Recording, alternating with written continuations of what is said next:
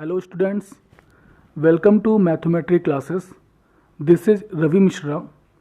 और जैसा कि हम लोगों ने एक सीरीज़ स्टार्ट की थी ट्रिग्नोमेट्री की, तो उस सीरीज़ का यह थर्ड पार्ट है। इस थर्ड पार्ट में हम लोग पढ़ेंगे बेसिकली कि कुछ ट्रिग्नोमेट्री वैल्यूज़ जो हैं पर्टिकुलर एंगल्स पे उनकी वैल्यूज़ क्या क्या है। ये टेबल हमें याद करना होगा। बेसिकली जो क्लास 10th में है उन्हें ये टेबल बहुत अच्छे तरीके से याद करना पड़ेगा, और इस टेबल के बिहाफ पे आगे हम लोग और बहुत सारे क्वेश्चंस और कुछ कॉन्सेप्ट को देखेंगे। तो स्टार्ट करते हैं आज की क्लास को। तो जैसा कि हम यहाँ पे देख सकते हैं कि साइन थीटा की वैल्यू अगर 0 डिग्री पे हम देखें तो 0 होती है। साइन थीटा की वैल्यू 30 डिग्री पे 1/2 होती है। सिमिलरली 45 पे 1/√2, 60 पे √3/2 और 90 पे 1 होती है। और अगर हम कॉस की बात करें तो कॉस 0 जो है 1 होता है, कॉस 30 √3/2, कॉस 45 1/√2 और कॉस 60 1/2, कॉस 90 0। इसको याद करने का एक तरीका ये है कि अगर हमें साइन का टेबल याद हो गया इन पर्टिकुलर एंगल्स पे, 0 हो गए, 30 हो गए, 45, 60 और 90 पे, तो इसको हम अगर रिवर्स कर दें तो ये कॉस का टेबल बन जाता है। जैसे साइन 90 की वैल्यू 1 है तो कॉस 0 की वैल्यू 1 है। उसके बाद साइन 30 की वैल्यू अगर 1/2 है तो कॉस 60 की वैल्यू 1/2 है।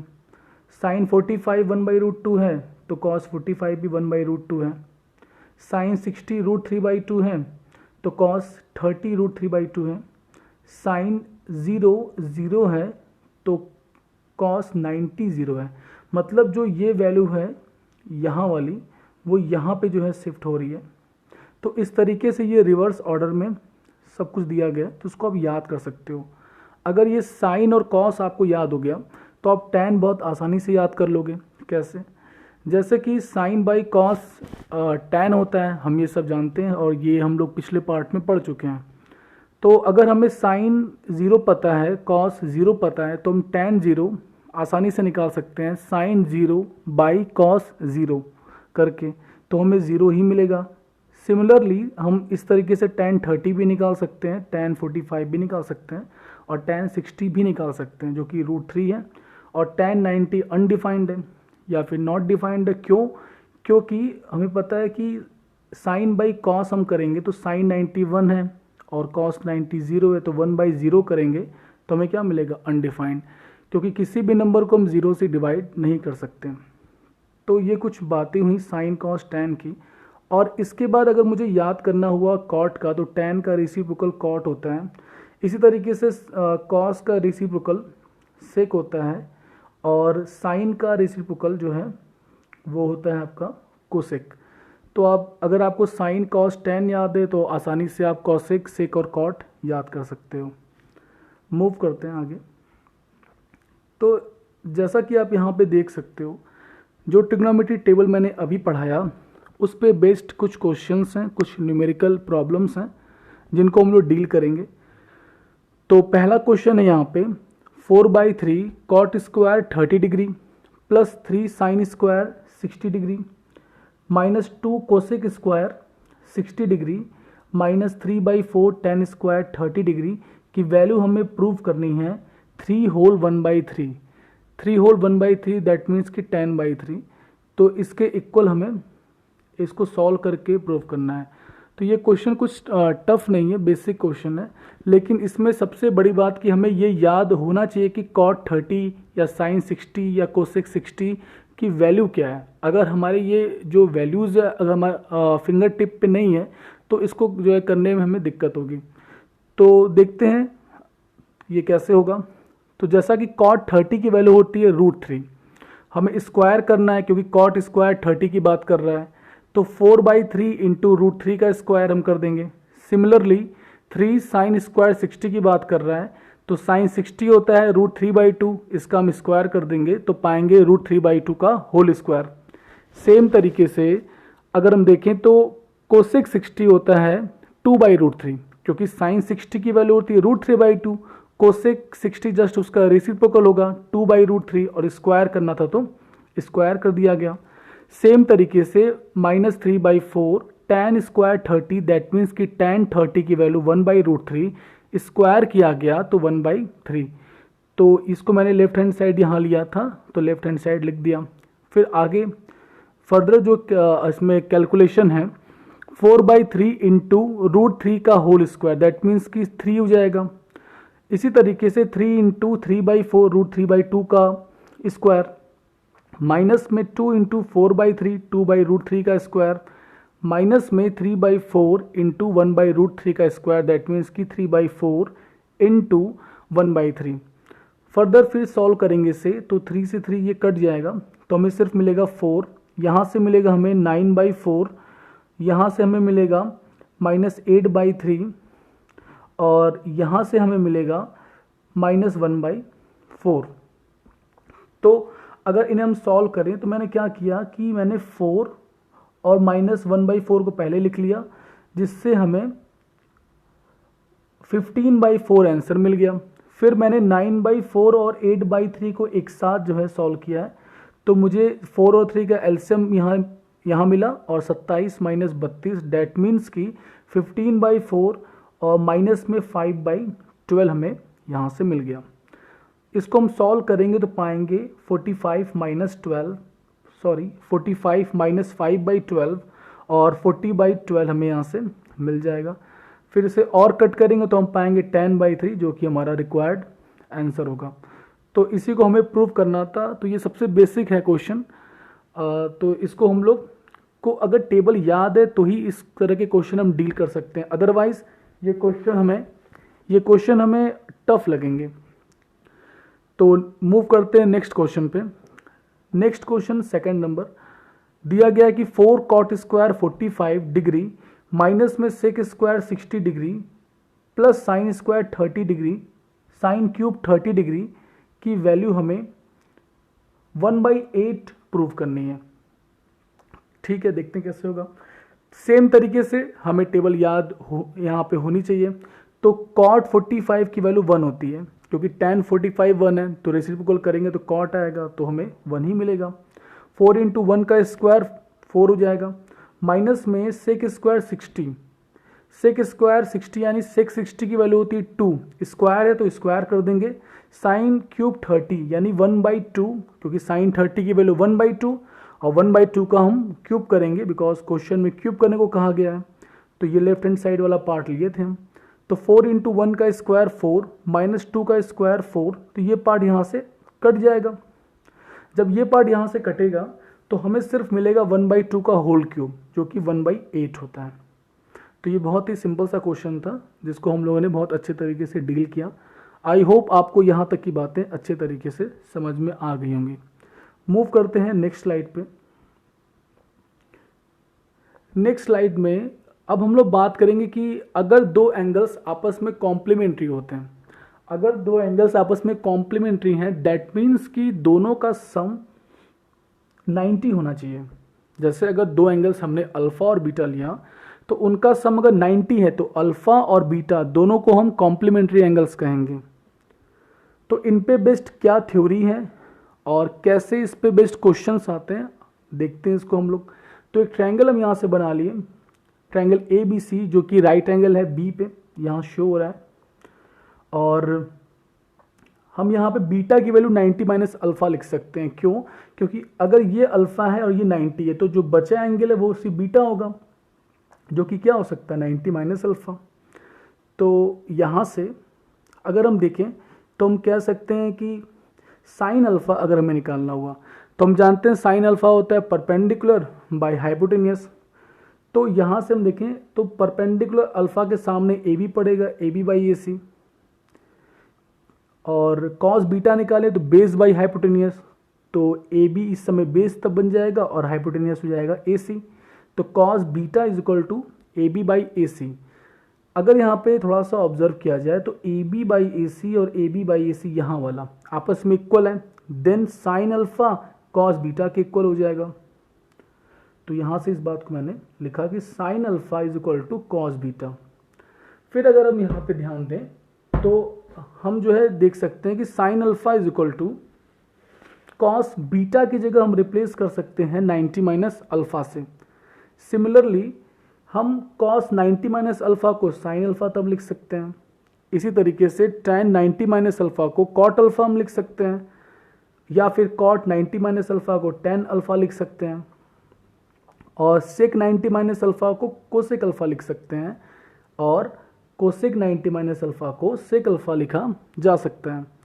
तो ये सब जो यहाँ पे चीज़ें बन रही हैं उनको आसानी से हम इस बात को हम जस्टिफाई कर सकते हैं इस पर्टिकुलर ट्रायंगल से।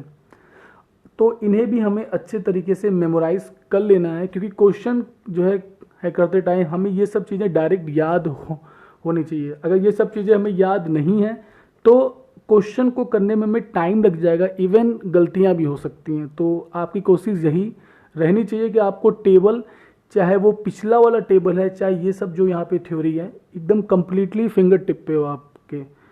तो मूव करते हैं नेक्स्ट स्लाइड पे। तो जैसा कि यहाँ पे आप देख सकते हो कि अब इस पे बेस्ड मैंने कुछ और आइडेंटिटीज यहाँ पे लिखी है, देखते हैं वो क्या है।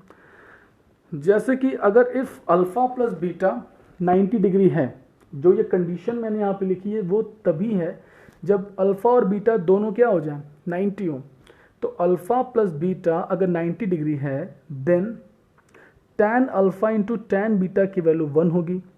कैसे देखते हैं इसको, पहले बाकी की और जो पार्ट है उसको पढ़ लें। और sine alpha into sec beta भी 1 होगा। Cos alpha into cos alpha into cosec beta भी 1 होगा।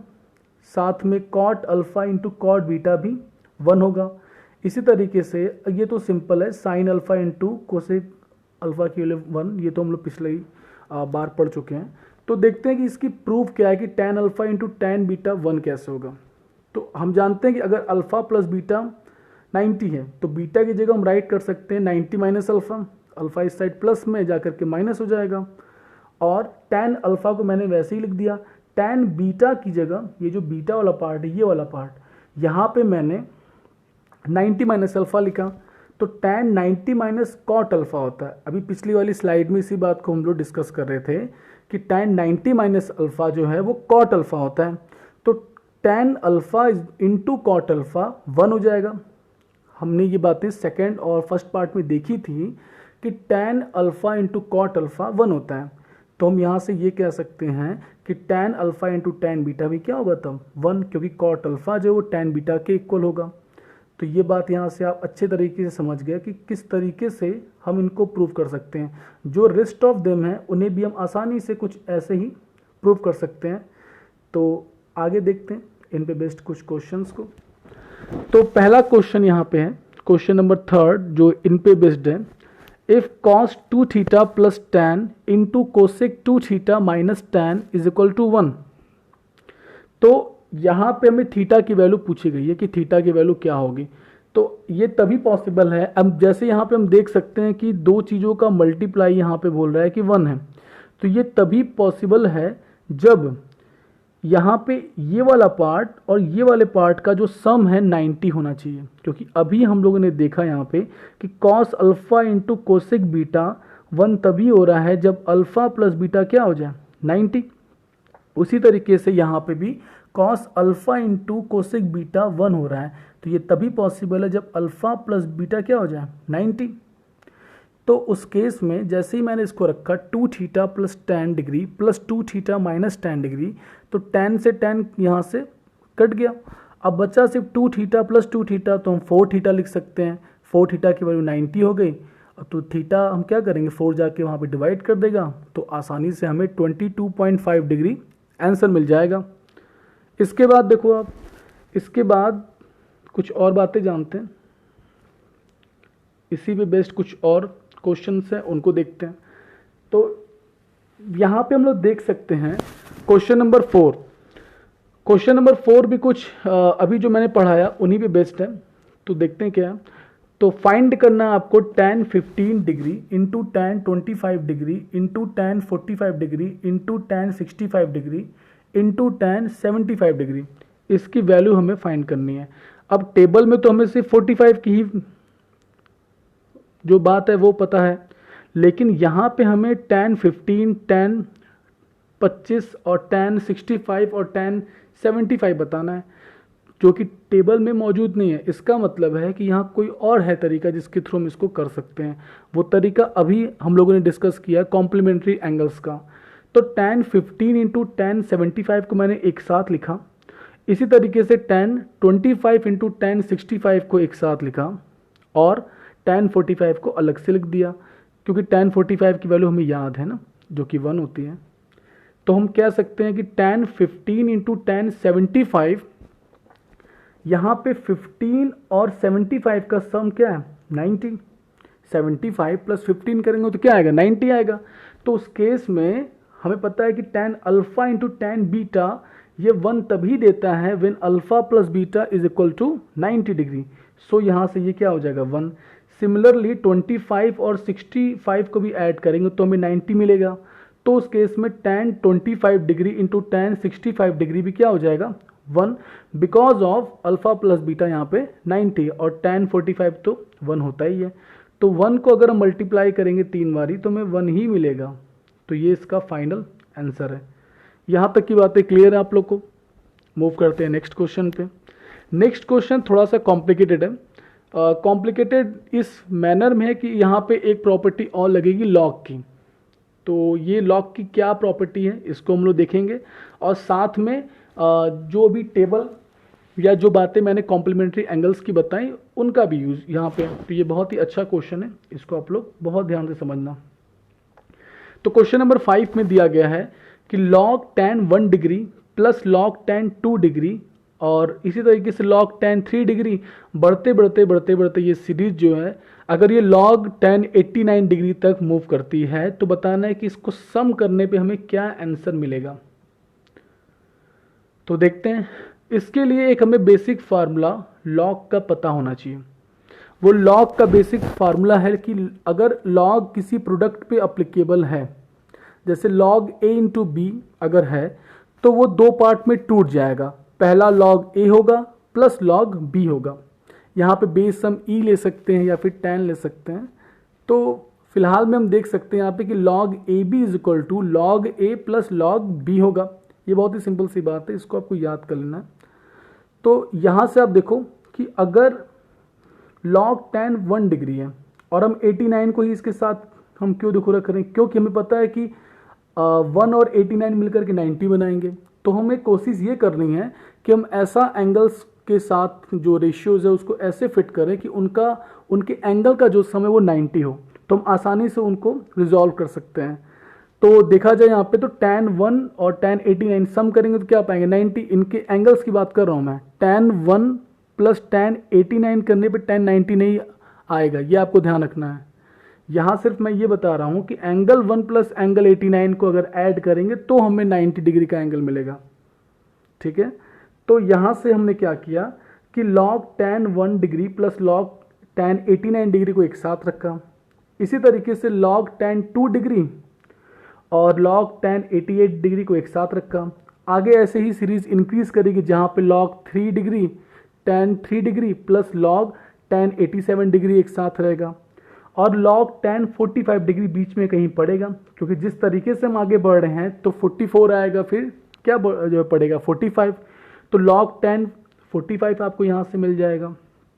तो कहने का मतलब क्या है कि ये तो हमें tan 45 पता है तो इसको हम आसानी से लिख सकते हैं। तो अब हमें पता है कि log a plus log b है, तो उसको हम क्या लिख सकते हैं log a plus log b को we can write log a into b। तो यहाँ से log a इंटू b करेंगे तो log ब्रैकेट में tan 1 डिग्री इंटू tan 89 यहाँ से मिल जाएगा। इसी तरीके से यहाँ वाले पोर्शन में log tan 2 degree into tan 88 degree मिल जाएगा। Similarly log tan 3 degree into tan 87 मिल जाएगा। और अगर इस तरह से फर्दर इंक्रीज करेंगे तो tan 45 की वैल्यू 1 होती है, तो यहाँ से हमें log 1 मिल जाएगा। यहाँ तक की बातें क्लियर है। अगर कहीं पे भी प्रॉब्लम हो कि ये सब चीज़ें कैसे हो रही हैं या थोड़ा बहुत आपको दिक्कत है तो आप कमेंट करके भी पूछ सकते हैं। मैं पूरी कोशिश करूँगा कि मैं आपके सवालों का जवाब कमेंट में दे पाऊँ। और दूसरी सबसे अच्छी चीज़ ये भी है कि आप वीडियो को रिवर्स करके भी देख सकते हो। वीडियो का सबसे बड़ा फ़ायदा क्या है, यही है कि आप वीडियो को रिवर्स करके बार बार देख सकते हो। तो जो भी कॉन्सेप्ट है कहीं सुनने में अगर आपको दिक्कत आई हो या समझने में, तो उससे आप फिर से रिवर्स करो, आप आसानी से चीज़ों को समझ पाओगे। तो यहाँ से हम लोगों ने देखा क्या कि log tan 1 degree into tan 89, तो tan 1 इंटू tan 89, अब यहाँ पे एंगल 1 और एंगल 89 90 बनाएगा, तो यानी कि हम इसको log 1 लिख सकते हैं। अभी पिछले वाली स्लाइड में पढ़ा गया था कि tan alpha into tan beta is equal to 90 when alpha plus beta is equal to 90, यानी कि हमें tan alpha into tan beta 1 तभी होगा when alpha plus beta is equal to 90 degree बनाएगा। इस बात को आपको बहुत अच्छे तरीके से समझना है।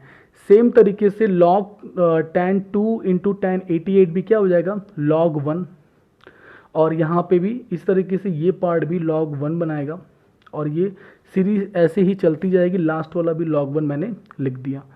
अब एक बहुत ही अच्छी बात कि log 1 की वैल्यू 0 होती है किसी भी बेस पे, log 1 की वैल्यू 0 होती है, इसे आप याद कर लो कि log 1 की वैल्यू 0 होती है किसी भी बेस पे। तो जब मैं 0 को ऐड करूंगा तो मुझे 0 ही मिलेगा हर बार में, तो फाइनल आंसर इसका हो जाएगा 0। तो आई थिंक आपको ये क्वेश्चन अच्छे से समझ में आ गया होगा। इसमें किसी भी टाइप की दिक्कत आपको नहीं होनी चाहिए।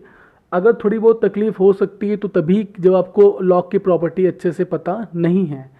तो आईसीएसई वालों को तो कोई खास दिक्कत इसमें नहीं आती है, लेकिन सीबीएसई वाले जो लॉग के जो है चीज़ों को नहीं पढ़ें वो थोड़ा सा पेशेंस रखें। जितनी बातें मैंने यहाँ तक बताई है उसको अच्छे तरीके से समझ लें। बाकी मैं लॉग का जो टॉपिक है उसके लिए मैं एक अलग से वीडियो बना करके लॉग के सारे प्रॉपर्टी, जिसमें नेचुरल लॉग और जो भी ऑर्डिनरी लॉग है, उसको मैं आसानी से इसमें जो है पढ़ाऊँगा, तो आप वहाँ से आप अच्छे तरीके से इसको सीख पाओगे। फिलहाल में आप इसको डाइजेस्ट करो, हम लोग देखते हैं आगे। तो आगे एक बहुत ही बेहतरीन क्वेश्चन है, देखते हैं क्या है। क्वेश्चन में दिया गया है कि if tan theta plus cot theta is equal to 2, और आपसे थीटा की वैल्यू जो है पूछ लिया, और यहाँ पे मेंशन किया गया कि थीटा लाई कर रहा है फर्स्ट क्वाड्रेंट में। फर्स्ट क्वाड्रेंट, जैसा कि हम लोगों ने कोऑर्डिनेट ज्योमेट्री में जिन्होंने पढ़ा होगा वो ये बात उनको पता होगा कि फर्स्ट क्वाड्रेंट क्या होता है, और जिन्हें नहीं पता है वो मेरी आगे की वीडियोस को देखना, वहाँ मैं कोऑर्डिनेट ज्योमेट्री को बहुत ही डिटेल में पढ़ाऊँगा, तो वहाँ से आप चीज़ों को सीख पाओगे। फिलहाल में आप सिर्फ इतना देखो कि जो बातें यहाँ पे हमारे काम की हैं।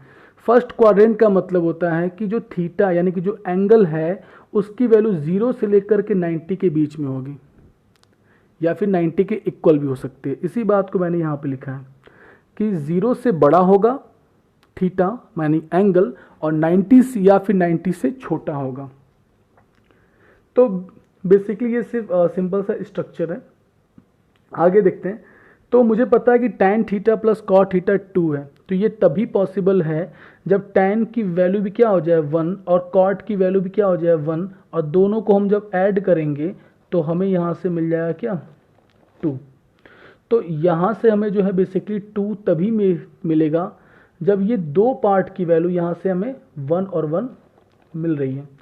तो यहाँ से हम लोग को ये कंफर्म हो गया। तो ये हमें पता है कि tan थीटा की वैल्यू 1 कब होती है, tan थीटा की वैल्यू 1 तब होती है जब थीटा इज इक्वल टू 45 हो, और cot थीटा की वैल्यू 1 तभी होगी जब थीटा की वैल्यू 45 हो।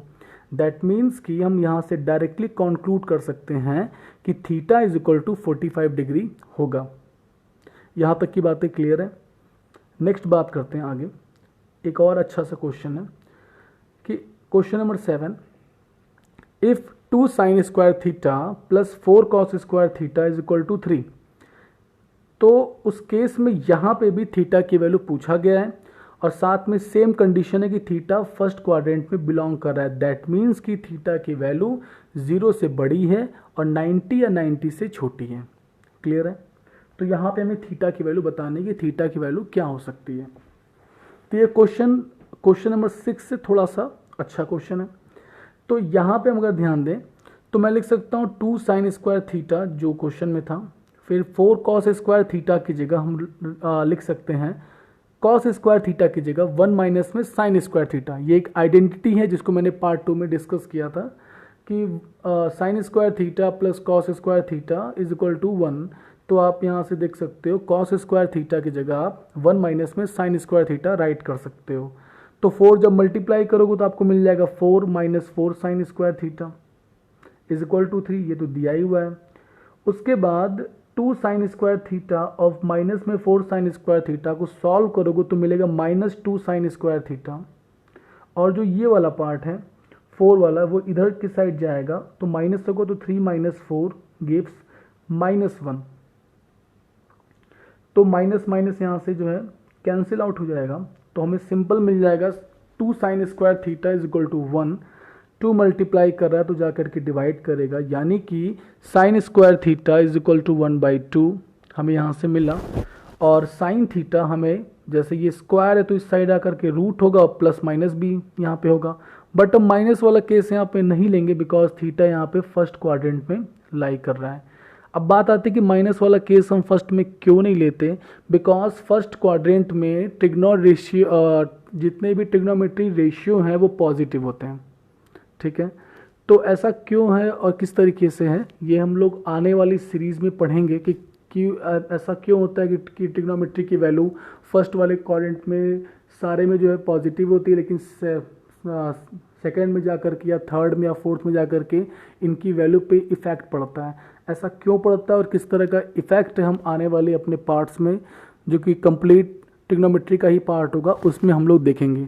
लेकिन फ़िलहाल में आज सिर्फ इसकी बात करते हैं जो क्वेश्चन हमारे सामने है। तो हमें यहाँ से 1/√2 मिल जाएगा, sine theta is equal to 1/√2। तो sine theta is equal to हम साइन 45 लिख सकते हैं। अब साइन का ही लिखेंगे बिकॉज ऑफ साइन के ही सेंस में यहाँ पे दिया है। तो साइन 45 की वैल्यू 1/√2 होती है। बहुत सारे स्टूडेंट्स को मैंने देखा है कि वो साइन से साइन कैंसिल करके बोलते हैं कि थीटा इज इक्वल टू 45 है। तो वो स्टूडेंट बहुत ही ज़्यादा गलती वाला काम करते हैं। उन्हें ये पता होना चाहिए कि साइन इसमें कोई मल्टीप्लाई नहीं कर रहा है थीटा में, या साइन जो है 45 मल्टीप्लाई नहीं कर रहा है कि x इंटू वाई, तो इधर से इधर हम कट कर देंगे।